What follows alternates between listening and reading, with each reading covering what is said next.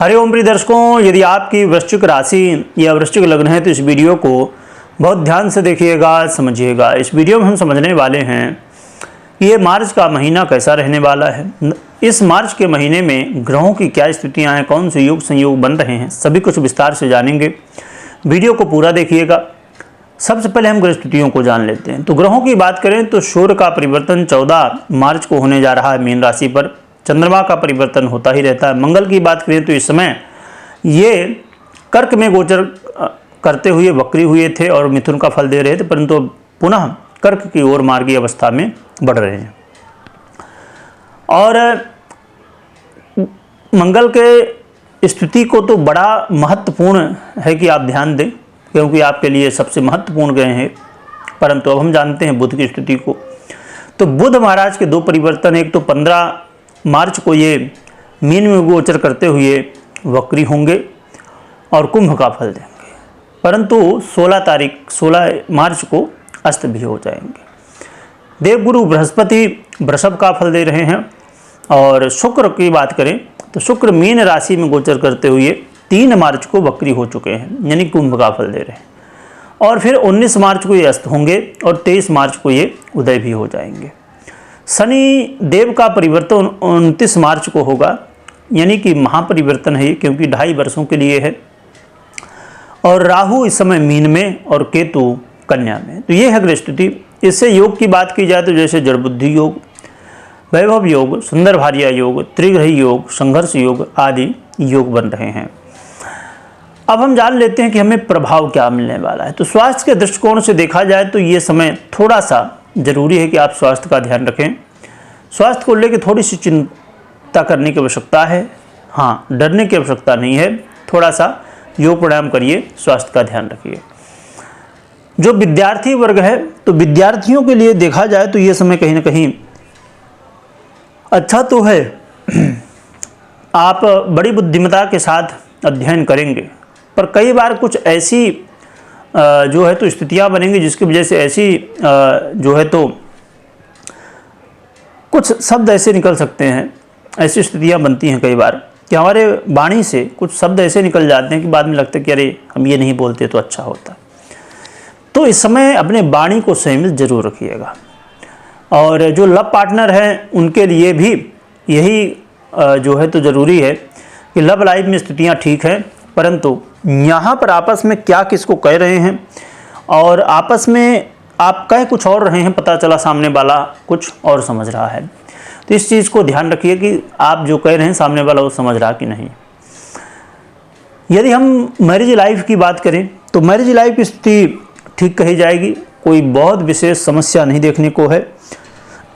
Marriage life में पहले से बेहतर स्थितियाँ और बल्कि सुखद मैरिज लाइफ कही जा सकती है। व्यापारियों के लिए बहुत अच्छा है। व्यापारियों को धन लाभ की स्थिति बनती हुई दिखाई देगी और आपके जीवन में सुख समृद्धि भी देखने को मिलने वाली है। इसके अलावा देखा जाए तो जो जॉब करते हैं, नौकरी पेशा में हैं, उनके लिए ये समय थोड़ा सा सावधानी का रहने वाला है। सावधानी रखिए, क्योंकि कई बार जो है तो अपनी ही गलतियों से अपमान की स्थिति, कई बार बहुत ज़्यादा संघर्ष की स्थिति, कई बार जो है तो ऐसा लगेगा कि अरे इसे छोड़ दें क्या, है ना।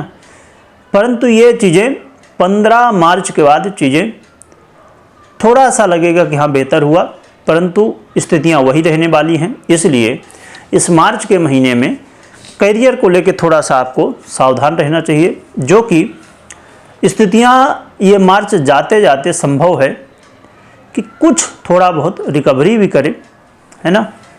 और तो देखा जाए तो आपको सावधान रहना, सचेत रहना है। और सबसे बड़ी चीज़, जो सरकारी क्षेत्र से जुड़े हुए हैं या सरकार से जुड़ा हुआ कोई काम है, आपका जॉब का ऐसा कोई काम कभी बीच में समझ लीजिए पड़ गया कि सरकारी क्षेत्र है वो, है ना, तो वहाँ पर सावधान रहिए। और इस समय कोई शॉर्टकट, कोई गलत तरीका मत इस्तेमाल करिए, कभी भी नहीं करना चाहिए, पर इस समय विशेष रूप से, क्योंकि ऐसा करने की कोशिश करेंगे तो मुश्किल होगी। तो देखा जाए तो जो जॉब करते हैं उनके लिए थोड़ी सी सावधानी रखने की आवश्यकता है, ना कि डरने की। देखा जाए तो कुछ ऐसा प्रभाव हमें इस मार्च के महीने में मिलेगा रही बात कि हमें क्या उपाय करना चाहिए, परंतु उससे पहले ये ध्यान रखिए कि कभी भी कोई भी निर्णय ले रहे हैं तो पहले अपनी पर्सनल जन्म कुंडली का विश्लेषण करवाइए या तो खुद करिए। यदि खुद करना चाहते हैं तो ज्योतिष सीखिए, और ज्योतिष सीखने के लिए आप विजिट कर सकते हैं चिंतामणि ज्योतिष ज्ञान में, जहाँ पर आपको बेसिक से एडवांस तक सीखने को मिलेगा। रही बात उपाय की, उपाय क्या करना चाहिए, तो उपाय के रूप में सबसे ज़रूरी है भगवान सूर्य को अर्घ्य देना, भगवान सूर्य की आराधना करना और अपनी दिनचर्या को बेहतर बनाना। यदि आपके लिए संभव हो तो कहीं आसपास मंदिर हो तो वहाँ पर शिव जी को जल भी चढ़ाइए, और यदि मंदिर ना हो तो घर में शिवलिंग हो तो घर में ही चढ़ाइए।